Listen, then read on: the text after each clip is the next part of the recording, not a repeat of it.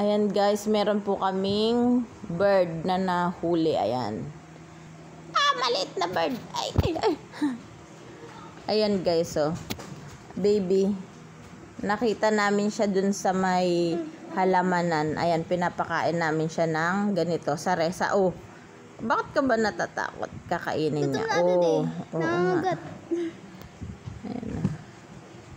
Ayan guys, pinapakain po namin siya ng ng saresa. Ayan. Saresa guys yung kinakain niya. Baby pa lang po yan guys. Ayan. Baby bird.